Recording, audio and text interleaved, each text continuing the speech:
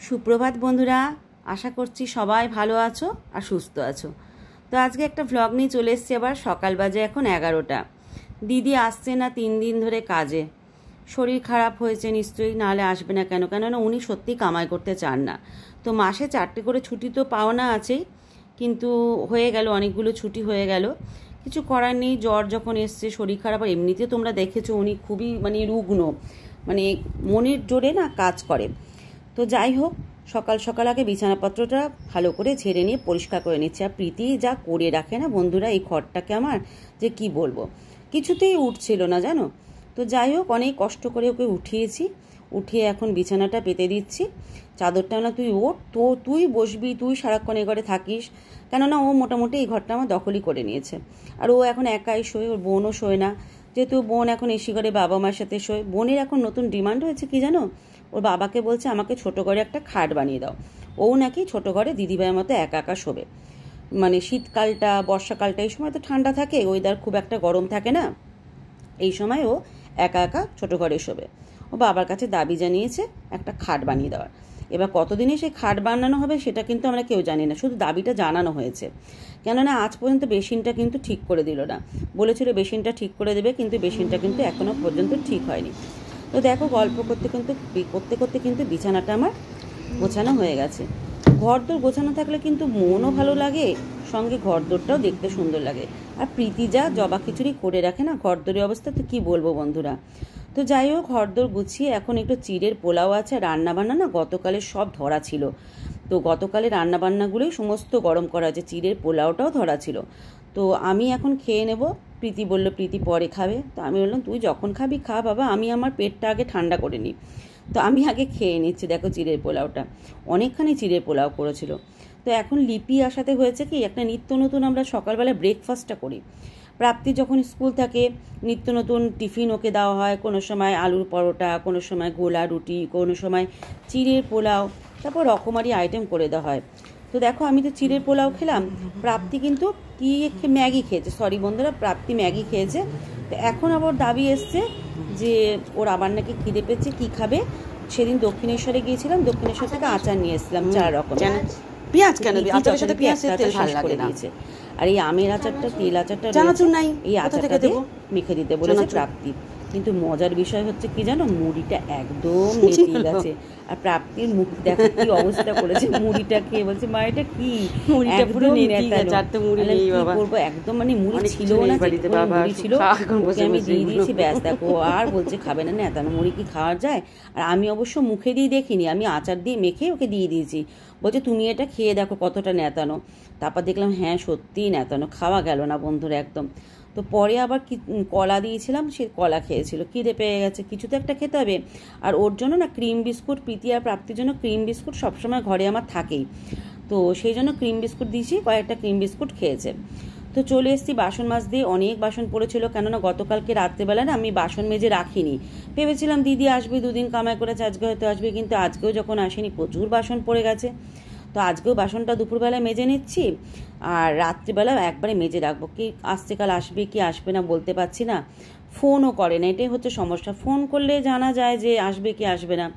তো যাই হোক, বাসন টাসন মেজে নিচ্ছি, ঘর দোর ঝাড় দিয়ে দেবো, মুছবো আর না, ঝাড় দিয়ে রেখে দেবো। বাসন মেজে নিয়ে আগে। তো দেখো বাসন, এতগুলো বাসন মেজেছি, আর এখন এই জলের বোতলগুলো আমাকে ভরতে হবে। সব জলের বোতল খালি, একদম ফাঁকা। আর এদিকে কিছুটা ছোলা আমি ভিজিয়ে দিচ্ছি, কেননা একটু সেদ্ধ ছোলা সন্ধেবেলার দিকে যদি একটু সেদ্ধ ছোলা, ছোলাটাকে সেদ্ধ করে একটু সুন্দর করে মাখা যায়, বা এমনি ছোলা ভেজানো যদি পেঁয়াজ লঙ্কা লেবু দিয়ে মাখা যায়, কাঁচা লঙ্কা দিয়ে, দারুণ কিন্তু টেস্ট লাগে খেতে। সন্ধ্যের একটা জলখাবার কিন্তু মেয়েদের হয়ে যাবে, সঙ্গে আমারও হয়ে যাবে। আর হাজবেন্ড তো ঘরেই থাকে না সন্ধ্যেবেলায়, ও জল খায়ও না সত্যি কথা। আর যা রান্নাবান্না ছিল সবই লিপি গরম করে দিয়ে গেছে।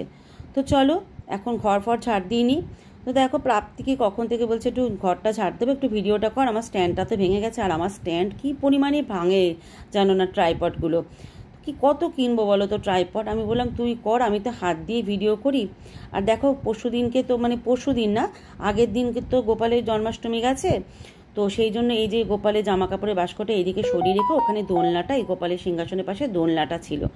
তো ভালো করে ঘরটা ঝাড় দিয়ে নিচ্ছি।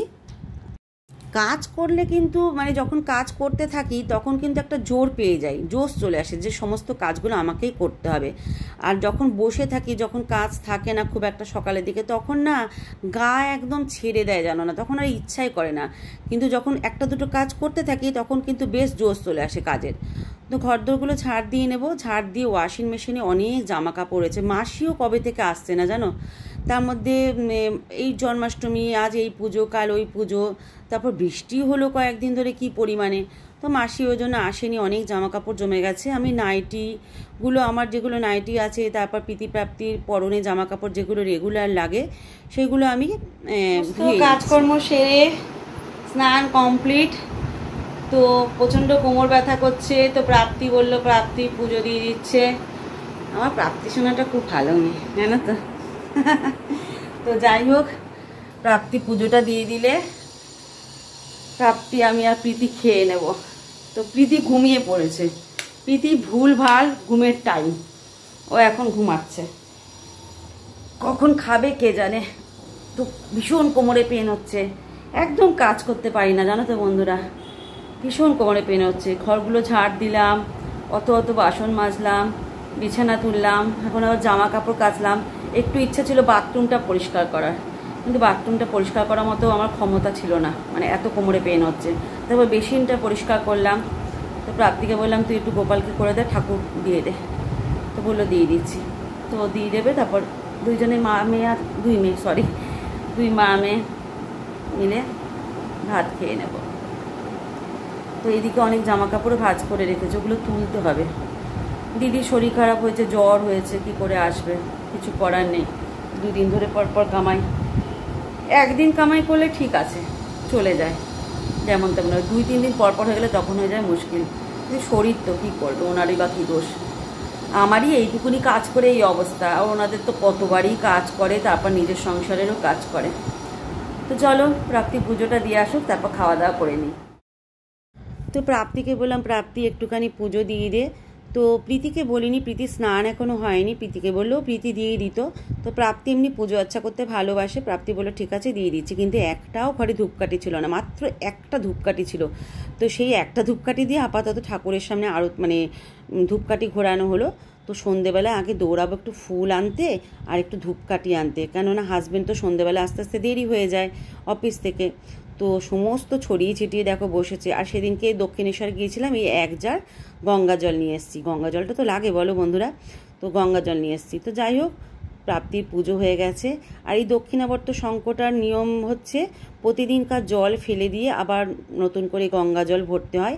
আর প্রতিদিন দক্ষিণাবর্ত শঙ্ককে স্নান করাতে হয়, স্নান করিয়ে মুছে ওর মধ্যে গঙ্গা জল ভরে ঠাকুরের সামনে রাখতে হয়।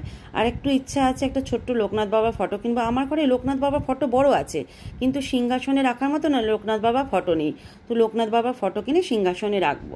তো দেখো এখন দুপুরে খাওয়া দাওয়ার বাড়ছি, আমি আর প্রাপ্তি এক থালাতেই নিয়ে নেব, 2 মায়ে ঝিয়ে একসঙ্গেই খেয়ে নেব। প্রীতি বললে এখন খাবো না মা, আমার পেট ভর্তি, তোমরা খেয়ে নাও, আমাকে পরে তুমি খাই দেবে। এখন ওর জন্য আমাকে বসে থাকতে হবে, কখনো খাবে। আর এদিকে ছোলার ডাল রয়েছে, নারকেল দিয়ে, ছোলার ডালটা না খুব ভালো লাগে নারকেল দিয়ে খেতে। আর ওলের ডালনা রয়েছে, চালতার চাটনি রয়েছে, মাছ আজকে আর করিনি, আর ধোকা রয়েছে, ঢেঁড়স ভাজা রয়েছে, সমস্ত গতকালকে রান্নাগুলো ধরা রয়েছে। আজকে লিপিকে কিছুই রান্না করতে হয়নি, সত্যি কথা বলতে সবই রান্না রয়েছে। আর সকালবেলা তো চিড়ের পোলাওটাও ধরা ছিল, তোমরা দেখলে, সব আজকে হয়ে গেছে। তো এক থালাতেই দুজনে ভাত নিয়ে নিচ্ছি, দুজনে একসঙ্গে খেয়ে নেব। তো খাওয়ানো না, প্রাপ্তিকে খাওয়ানো ভীষণ টাফ ব্যাপার জানো না, মানে ডিম খাবে না, মাছ খাবে না, মাংস খাবে না, তোমরা জানোই। তো মাঝে মাঝে রাত্রেবেলা সেদ্ধ ভাত করি, তো তখন যদি 2টো ডিম সেদ্ধ দেয় তখন বলবে কি রাত্রেবেলায় কেন ডিম সেদ্ধ দাও, রাত্রেবেলা ডিম সেদ্ধ আমি খাবো না। মানে এত বায়না, এই এত ভুগলো বলো বন্ধুরা, এত কষ্ট পেলো, এই জ্বর হলো, তারপর গায়ে কী সব বেরোলো, তোমরা জানো সব কিছু, ডাক্তারের কাছে কত দৌড়ালাম। কিন্তু তখন বললো কি হ্যাঁ খাবো, কিন্তু আবার জাহানা সুস্থ হয়ে গেছে, আবার বদমাইশি শুরু করেছে, খাবো না করতে থাকে। তো যাই হোক, বকা দিয়ে তো খাওয়াতেই হবে। তো এখন চলে এসেছি, সন্ধ্যাবেলা হয়ে গেছে, গুড ইভিনিং জানিয়ে দিই বন্ধুরা। তো চলে এসেছি একটু ঠাকুরের মালা নিতে আর ফুল নিতে। তো নাও হয়ে গেছে। এবার বাড়ি ফিরবো, আর বাড়ি ফেরার পথে একটুখানি নেব ফুচকা মেয়েদের জন্য। আমি যদি বাইরে বেরোই তাহলে আর উপায় নেই, ওরা বাবাকে অতটা দাবি দেওয়া করে না এই খাবো সেই খাবো, কিন্তু আমি যদি বাইরে বেরোই না তাহলে সঙ্গে সঙ্গে বলবে এটা নিয়ে আসো ওটা নিয়ে আসো খাবার। তো চিপস বলেছিল আনতে, আমি চিপস আর নিয়ে নিই, 30 টাকারই ফুচকা নিয়েছে। আমি আর খাবো না, ফুচকা ইচ্ছা করছে না। আর ফুচকা জিনিসটা খুব একটা আমার প্রিয়ও না সত্যি কথা বলতে। ওই ওরা যখন খায় মাঝে মধ্যে তখন হয়তো একটা দুটো গালে মানে দিয়ে দিই, কিন্তু খুব একটা আমার ভালো লাগে না ফুচকা জিনিসটা। তার থেকে পাপড়ি চাট বা তোমার দই ফুচকা, দই বড়া, এই জিনিসগুলো কিন্তু আমার খুব ফেভারিট সত্যি কথা বলতে ফুচকার থেকে।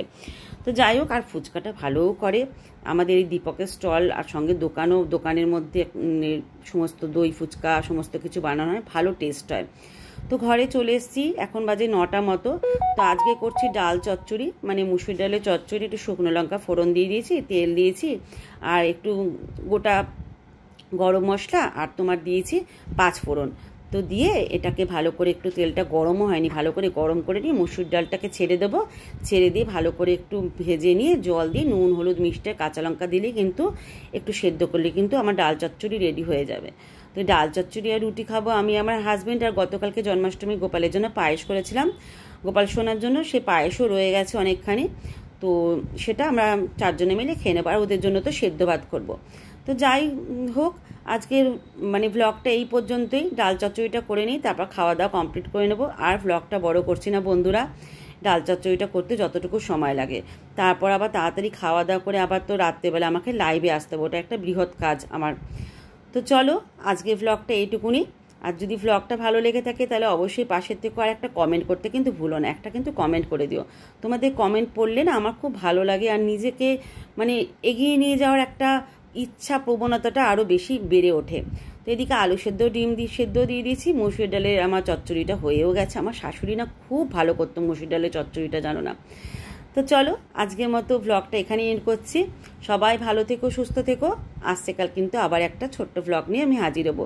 আর যদি ভালো লাগে ভিডিওটা তাহলে একটা লাইক করে দিও আর একটা কমেন্ট করে দিও। তো চলো, টাটা।